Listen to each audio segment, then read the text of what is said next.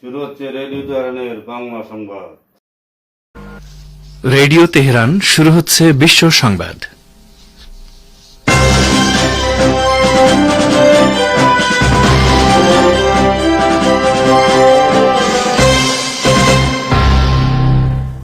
প্রথমেই সংবাদ শিরোনাম।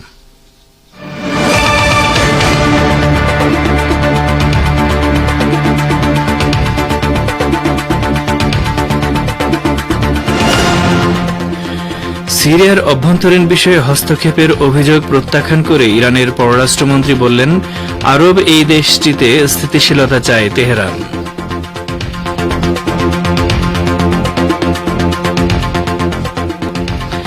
গাজা উপত্যকার উত্তরাঞ্চলে অবস্থিত কামাল আদ-দাওয়ান হাসপাতালে ইহুদিবাদী বাহিনীর ভয়াবহ গণহত্যা ঘৃণ্য যুদ্ধাপরাধ বলল ইরান, হামাসের তীব্র নিন্দা।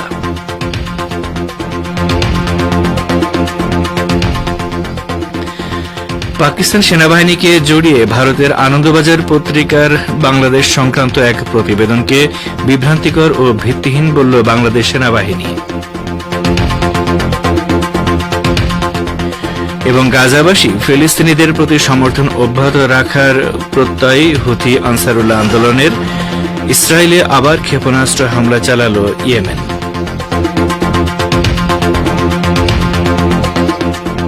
আসসালামু আলাইকুম। বিশ্ব সংবাদের গুরুত্বপূর্ণ অংশগুলো শুনলেন, এবারে বিস্তারিত।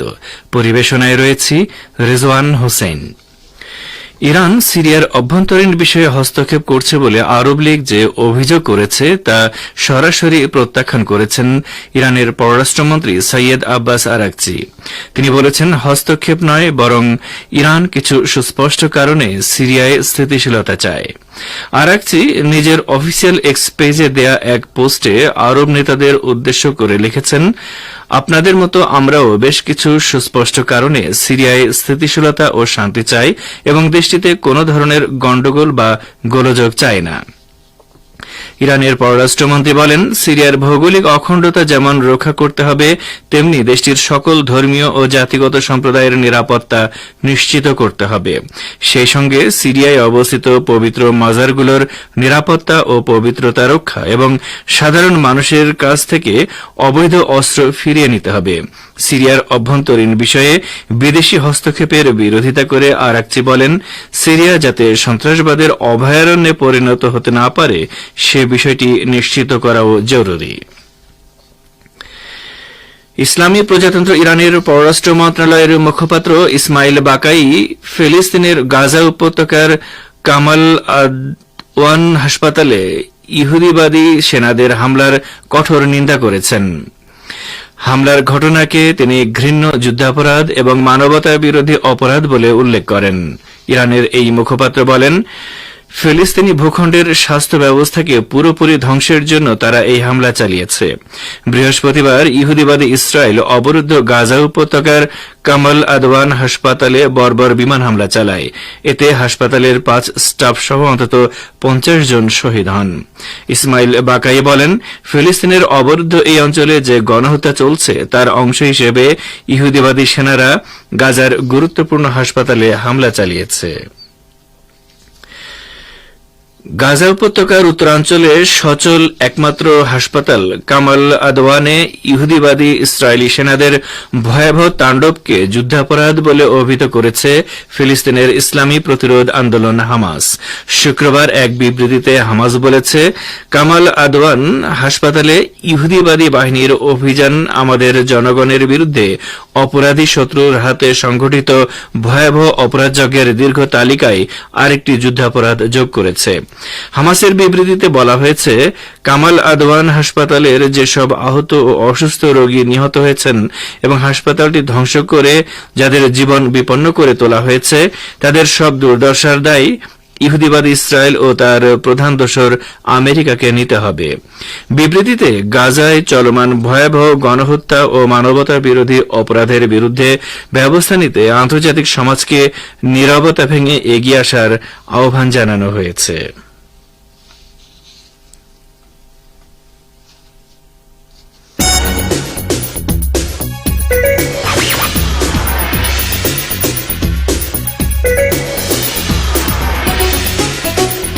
রেডিও তেহরান, খবরের সঙ্গে 24 ঘন্টা।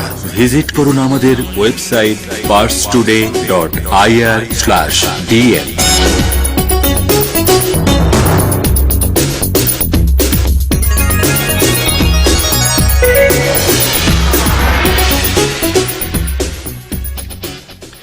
ফিরে আসি বিশ্ব সংবাদে। ভারতীয় গণমাধ্যম আনন্দবাজার পত্রিকার অনলাইন কর্তৃক প্রচারিত উর্দিতে বাঙালি গণহত্যার রক্তের ছিটে 53 বছর পর বাংলাদেশে ফিরছে সেই পরাজিত পাক ফৌজ শীর্ষক প্রতিবেদনের প্রতিবাদ জানিয়েছে বাংলাদেশের আন্তঃবাহিনী জনসংযোগ পরিদপ্তর আইএসপিআর। আজ এক সংবাদ বিজ্ঞপ্তিতে আইএসপিআর জানিয়েছে, ভারতীয় গণমাধ্যম আনন্দবাজার পত্রিকার প্রতিবেদনটিতে বাংলাদেশ সেনাবাহিনী সম্পর্কে বিভ্রান্তিকর এবং ভিত্তিহীন তথ্য উপস্থাপন করা হয়েছে। বাংলাদেশ সেনাবাহিনী পেশাদারিত্ব, নিরপেক্ষতা এবং আন্তর্জাতিক সহযোগিতার নীতিতে অটল। বিজ্ঞপ্তিতে আরও বলা হয়েছে, পাকিস্তান সেনাবাহিনীর কোন প্রশিক্ষক দল বা প্রতিনিধি দলের বাংলাদেশের কোন সেনানিবাসে প্রশিক্ষণের জন্য আসার কোন পরিকল্পনা নেই। এই দাবি ভিত্তিহীন এবং বাস্তবতার সঙ্গে সামঞ্জস্যপূর্ণ নয়। বাংলাদেশের অন্তর্বর্তীকালীন সরকারের সমালোচনা করে বিএনপির মহাসচিব মির্জা ফখরুল ইসলাম আলমগীর বলেছেন, মানুষের ধারণা সরকার ইচ্ছাকৃতভাবে নির্বাচনকে বিলম্বিত করছে। তাদের মনে ধারণা সৃষ্টি হচ্ছে কেন যেন এই সরকার ইচ্ছাকৃতভাবে নির্বাচন প্রক্রিয়াকে বিলম্বিত করছে। আজ জাতীয় প্রেস ক্লাবে এক আলোচনা সভায় তিনি এসব কথা বলেন। ফ্যাসিবাদী আওয়ামী লীগ অত্যন্ত সুপরিকল্পিতভাবে ও সচেতনভাবে দ্বিতীয়বারের মতো গণতন্ত্রকে হত্যা করে একদলীয় শাসন ব্যবস্থা প্রবর্তন করতে চেয়েছিল জানিয়ে তিনি বলেন, এই আওয়ামী লীগ তো সেই আওয়ামী লীগ যার নেতা ছিল শেখ মুজিবুর রহমান, যিনি স্বাধীনতার পর বাংলাদেশকে গঠন করার নাম করে দেশটাকে দুর্নীতির আখড়ায় পরিণত করেছিলেন। এ সময় আওয়ামী লীগের শাসনের ও দুর্ভিক্ষের কথা তুলে ধরেন বিএনপির মহাসচিব। তিনি বলেন, দুর্ভিক্ষ ও দুঃশাসন সময়টা তৈরি করেছিল আওয়ামী লীগ আর নেতৃত্বে ছিলেন শেখ মুজিব। আপনারা বিশ্ব সংবাদ শুনছেন রেডিও তেহরান থেকে, আর প্রচারিত হচ্ছে শর্টওয়েভ 25 মিটার ব্যান্ডে। ভারতের হিমাচল প্রদেশের সিমলায় এনফোর্সমেন্ট ডিরেক্টরেট বা ইডির সহকারী পরিচালকের বাড়ি থেকে 1 কোটিরও বেশি ঘুষের টাকা উদ্ধার করেছে কেন্দ্রীয় তদন্ত সংস্থা সিবিআই। সিবিআইয়ের চণ্ডীগড়ের দফতরে সম্প্রতি দুর্নীতি প্রতিরোধ আইনে একটি এফআইআর দায়ের করা হয়েছিল। তার ভিত্তিতে তদন্ত শুরু করেই অভিযুক্তের বাড়িতে পৌঁছান কেন্দ্রীয় গোয়েন্দারা। সিবিআইয়ের দাবি, টাকার বৈধ কোনো নথি দেখাতে পারেনি ওই ইডি কর্মকর্তার পরিবার। সংবাদ মাধ্যমকে এক সিবিআই কর্মকর্তা জানিয়েছেন, ওই ইডি কর্তা এবং তার ভাই আর্থিক তছরূপ প্রতিরোধ আইনে 3 বছর আগের একটি মামলায় অভিযুক্ত। তাদের দুজনের বিরুদ্ধেই ঘুষ নেওয়ার অভিযোগ রয়েছে। সেই তদন্তের সূত্রেই সিমলায় ইডি কর্মকর্তার বাড়িতে গিয়েছিলেন গোয়েন্দারা। তিনি বাড়িতে ছিলেন না, তার ভাইকে গ্রেফতার করা হয়েছে। ইহুদিবাদী ইসরায়েলি বাহিনী ইয়েমেনের রাজধানী সানা ও বন্দরনগরী হুদাইদায় ভয়াবহ বিমান হামলা চালানোর পরও গাজাবাসী ফিলিস্তিনিদের সমর্থনে ইসরায়েল বিরোধী অভিযান চালিয়ে যাওয়ার প্রত্যয় জানিয়েছে হুথি আনসারুল্লাহ আন্দোলন। আন্দোলনের মুখপাত্র মোহাম্মদ আব্দুস সালাম সানায় প্রকাশিত এক বিবৃতিতে এই প্রত্যয় জানিয়েছেন।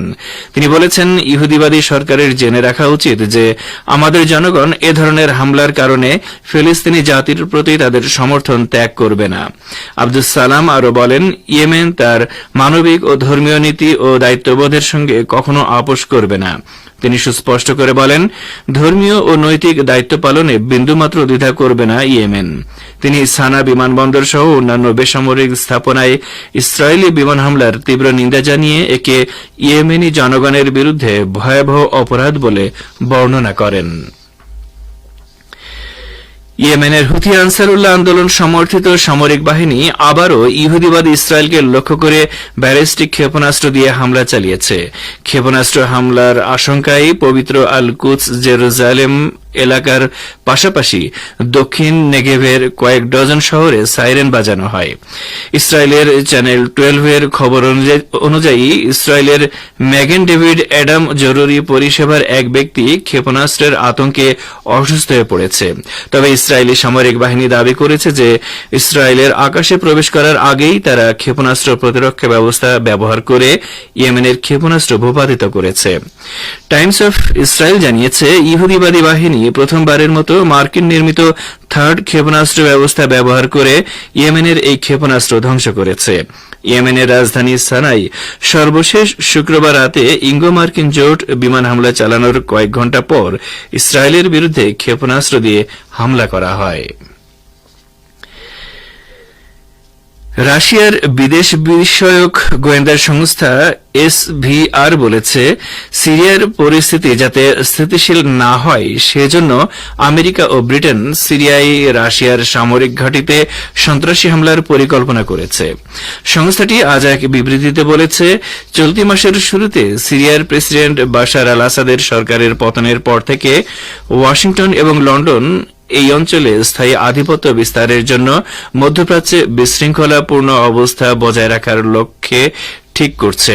কিন্তু সিরিয়ার ভূমধ্যসাগরীয় উপকূলে রাশিয়ার সামরিক উপস্থিতি তাদের পরিকল্পনা বাস্তবায়নের পথে বাধা সৃষ্টি করছে। রুশ বাহিনী এখনও আঞ্চলিক স্থিতিশীলতা রক্ষায় গুরুত্বপূর্ণ ভূমিকা রাখছে। SVR বলছে, এই বাধা অপসারণের জন্য ব্রিটিশ গোয়েন্দা সংস্থা সিরিয়ায় রুশ সামরিক স্থাপনায় ধারাবাহিক সন্ত্রাসী হামলা চালানোর পরিকল্পনা তৈরি করছে। এই হামলার দায়িত্ব উগ্র তাকফিরি দায়েশ সন্ত্রাসীদের উপর দিতে চায় আমেরিকা। এই গোষ্ঠীর বহু যোদ্ধা সিরিয়ায় সরকার পরিবর্তনের পরে কারাগার থেকে মুক্তি পেয়েছে। সিরিয়ার পশ্চিমাঞ্চলীয় শহর তার্তুসে এক সংঘর্ষে সশস্ত্র গোষ্ঠী হায়াত তাহরির আল শাম HTS এর 14 সদস্য নিহত হয়েছে। HTS নেতা আহমেদ আল সারা ওরফে আল জোলানির নেতৃত্বে গঠিত সিরিয়ার অন্তর্বর্তী সরকারের অন্যতম সদস্য মোহাম্মদ আব্দুর রহমান গত বুধবার এক বিবৃতিতে জানান, তাহরির আল শাম সন্ত্রাসী গোষ্ঠীর নির্দেশে স্বঘোষিত জননিরাপত্তা বিভাগের 14 জন সদস্য তার্তুস প্রদেশের উপকণ্ঠে একটি অতর্কিত হামলায় নিহত হয়েছে। আব্দুর রহমান নিশ্চিত করেছেন যে এই অতর্কিত হামলায় 10 সশস্ত্র সদস্য আহত হয়েছে। তিনি দাবি করেন এই অতর্কিত হামলাটি চালিয়েছে সিরিয়ার সাবেক সরকারের অবশিষ্ট বাহিনী। আর এরই সাথে শেষ করছি রেডিও তেহরান থেকে আপাতত বিশ্ব সংবাদ।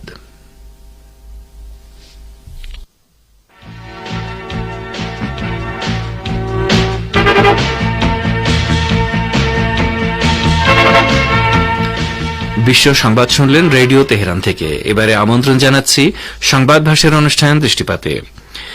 মার্কিন যুক্তরাষ্ট্র রাশিয়ার প্রতিবেশী দেশগুলোর পাশাপাশি আফ্রিকা মহাদেশে জৈব গবেষণাগার নির্মাণ ও পরিচালনায় বিশেষ মনোযোগ দিয়েছে। এসব গবেষণাগারের কার্যক্রম চিকিৎসা গবেষণার মধ্যে সীমাবদ্ধ নয়, বরং এগুলো সম্পূর্ণ সামরিক প্রকৃতির। এ সম্পর্কে এখন রয়েছে একটি পর্যালোচনা, শুনুন সোহেল আহমেদের পরিবেশনায়।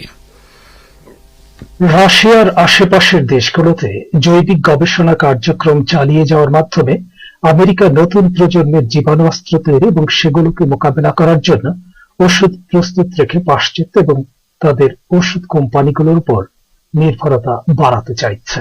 প্রথমত, আমেরিকা তার নাগরিকদের ঝুঁকিতে না ফেলে দেশের সীমানার বাইরে তার জৈবিক গবেষণা পরিচালনা করার সুযোগ পাচ্ছে।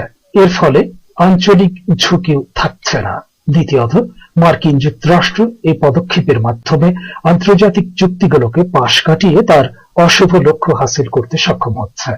প্রকৃতপক্ষে আমেরিকা 1972 সালের জৈবিক অস্ত্রের উৎপাদন ও ব্যবহার নিষিদ্ধকরণ কনভেনশনকে গুরুত্ব দেয় না। মার্কিন যুক্তরাষ্ট্র নিজ ভূখণ্ডের বাইরে জীবাণু অস্ত্রের উৎপাদন নিষিদ্ধ করার জন্য রাশিয়ার আহ্বানকে বারবার উপেক্ষা করছে এবং এ সংক্রান্ত কোনো চুক্তি সই করতে অস্বীকৃতি জানাচ্ছে। তৃতীয়ত, যে এলাকায় এ ধরনের গবেষণাগার স্থাপন করা হয় সেখানে পরিবেশের জন্য উপকারী অণুজীব এবং ব্যাকটেরিয়া ধ্বংস হওয়ার আশঙ্কা থাকে এবং ওই অঞ্চলের বন্য প্রাণী এবং ইকোসিস্টেমের অপূরণীয় ক্ষতি হয়। চতুর্থত, এ ধরনের গবেষণাগার স্থাপন করে 1972 সালের কনভেনশনকে এড়িয়ে নিষিদ্ধ জীবাণুর পরীক্ষা চালাতে পারছে মার্কিন যুক্তরাষ্ট্র। সাম্প্রতিক বছরগুলোতে ককেশাস এবং মধ্য এশিয়ার দেশগুলোতে সংক্রামক রোগের বিস্তারের কারণে অনেক বিশেষজ্ঞ মনে করেন এই অঞ্চলের দেশগুলোতে মার্কিন জৈবিক গবেষণাগার স্থাপনের কারণে এই সংক্রামক রোগগুলো ছড়িয়ে পড়েছে। এদিকে রুশ সরকারের সিনিয়র সামরিক কর্মকর্তা অ্যালেক্সি রেতিশেভ সম্প্রতি জানিয়েছেন আফ্রিকায় মার্কিন সামরিক জৈবিক উপস্থিতি দ্রুত সম্প্রসারিত হচ্ছে। ওই অঞ্চলেও তারা এ নিয়ে কাজ করে যাচ্ছে। রাশিয়ার সশস্ত্র বাহিনীর জৈবিক, রাসায়নিক এবং তেজস্ক্রিয় বিকিরণ মোকাবেলা বিষয়ক বিভাগের উপপরিচালক অ্যালেক্সি রেতিশেভ বলেন, মার্কিন যুক্তরাষ্ট্র বর্তমানে আফ্রিকার 18টি দেশে এমন এক প্রকল্প নিয়ে কাজ করছে যা চিকিৎসায় প্যাথোজেনিক এজেন্টদের সংক্রমণ এবং প্রতিরোধের বৈশিষ্ট্যগুলো পর্যালোচনা করতে পারে। রুশ কর্মকর্তার বরাত দিয়ে পার্স টুডে জানিয়েছে, মার্কিন প্রতিরক্ষা মন্ত্রণালয়ের গবেষণা সংস্থাগুলো এই প্রকল্পের সঙ্গে জড়িত রয়েছে। রাশিয়ার সশস্ত্র বাহিনীর জৈবিক, রাসায়নিক এবং তেজস্ক্রিয় বিকিরণ মোকাবেলা বিষয়ক বিভাগের উপপরিচালক আরো বলেছেন, আফ্রিকার দেশগুলোর মধ্যে জিবুতি, ঘানা এবং নাইজেরিয়ায় মার্কিন সামরিক চিকিৎসা গবেষণা ইউনিট রয়েছে। আমেরিকার প্রতিরক্ষা মন্ত্রণালয় পেন্টাগন যেসব রোগের প্রতি আগ্রহী সেগুলো এখন বিশ্বে মহামারী হয়ে উঠছে এবং আমেরিকার ফার্মাসিউটিক্যাল কোম্পানিগুলো এই অবস্থা থেকে মুনাফা করছে। এবছরের শুরুতে রুশ সেনাবাহিনীর পারমাণবিক, জৈবিক এবং রাসায়নিক প্রতিরক্ষা ইউনিটের কমান্ডার ইগোর কিরিলভ বলেছিলেন, আফ্রিকায় মার্কিন সামরিক জৈবিক উপস্থিতি দ্রুত সম্প্রসারিত হচ্ছে। এই মর্মে তাদের কাছে অনেক নথিপত্র রয়েছে। সম্প্রতি এই কর্মকর্তাকে হত্যা করা হয়েছে। আমেরিকার এসব তৎপরতা গোটা বিশ্বের জন্য বিপজ্জনক।